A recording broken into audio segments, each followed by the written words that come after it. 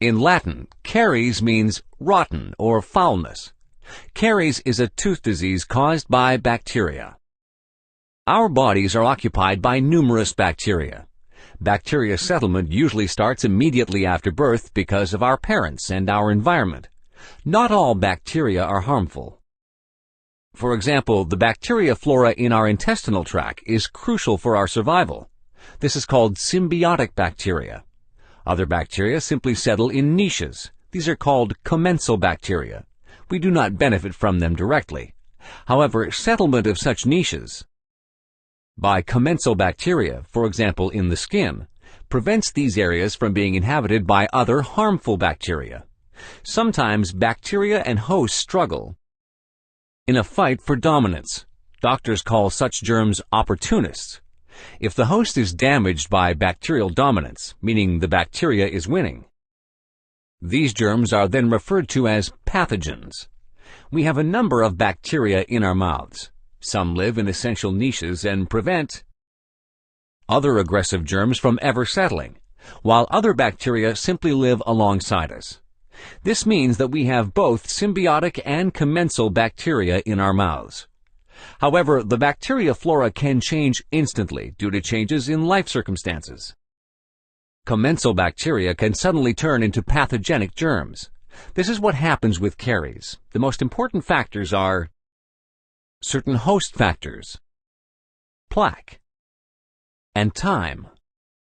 Host factors encompass all the factors relating to the host, such as tooth anatomy, saliva composition, and cleaning habits. Plaque is a layer on the teeth consisting of saliva parts, bacteria, and carbohydrates, and forms when the teeth are not cleaned properly. When all these factors come together, bad cleaning habits, plaque, and time, they lead to the formation of caries. We'll now use the animation to take a little tour into the plaque itself. Plaque is organized like a little city. There are bacteria that are specialized in just holding on to the teeth. Other bacteria transport nutrients by forming transport tubes. Then there's Streptococcus mutant bacteria, producing nutrients from organic acids, which in turn attack the tooth by removing existing minerals from the tooth substance. Working together, you can see that plaque is very much like a little city. The formation of mature plaque usually takes about 24 hours. That's the amount of time it takes originally commensal and symbiotic bacteria to turn into germs that are pathogenic. If unorganized, mouth bacteria is not harmful. Only mature plaque can cause caries and periodontitis. Therefore, it's very important for everyone to remove plaque efficiently with the help of a toothbrush, dental water jets, and floss. By doing so, the bacteria are deprived of their habitat.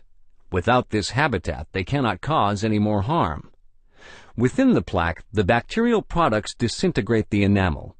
However, as soon as caries reach the dentin, depicted in our video here in yellow, the dentin is settled by bacteria. This is because the dentin contains proteins that supply the bacteria with a constant and ready food source. Even when the plaque is removed thoroughly and conscientiously from this point, the caries cannot be stopped. They develop their own dynamic. You can find out more in the video entitled Initial Caries. Toothache usually occurs when caries have reached the tooth nerves, marked here in red. In this case, a root treatment is necessary because the nerve has been infected by bacteria. If the root treatment is done incorrectly, it can lead to bone inflammation, even after years. Patients frequently refer to this as the disease focus, or the location where the infection originated. A root tip resection or even a tooth extraction might be necessary. You can see what a good root treatment looks like in the video entitled Root Treatment. Now, common caries is more easily understandable. Common caries can mean bridges, crowns, partial prosthesis, and sometimes even total prosthesis by the age of 50. Here you see various x-rays of patients from different doctors' offices. Do you notice that all these patients, probably just like you, only have bad teeth in the corner areas? On all of these pictures, even a non-expert can tell that people get fillings, crowns, and bridges, which are the bright spots on the x-rays, in the corner teeth areas first. So, why does this happen? Unfortunately, oftentimes, people only brush their teeth superficially because their minds are on other things, or they get fooled by the fresh feeling that comes from brushing with toothpaste. This leads us to clean the front properly, of course, but the side teeth have cleaning deficits. This is not without consequence. Hidden layers, especially in the gaps between teeth, later lead to the destruction of enamel, caries, even gum inflammation, or periodontosis. This is why we get fillings on the sides first. Combined with bad dental work and sometimes a lack of proper information, this will lead most people to having bad teeth or even no teeth in the side areas by age 50. The frontal teeth are overly strained. And by age 60, a total prosthesis will likely be unavoidable for a typical individual. So, regular oral hygiene, quality dental work, and information prevent the formation of caries. You have something to smile about for years with CheckDent.com.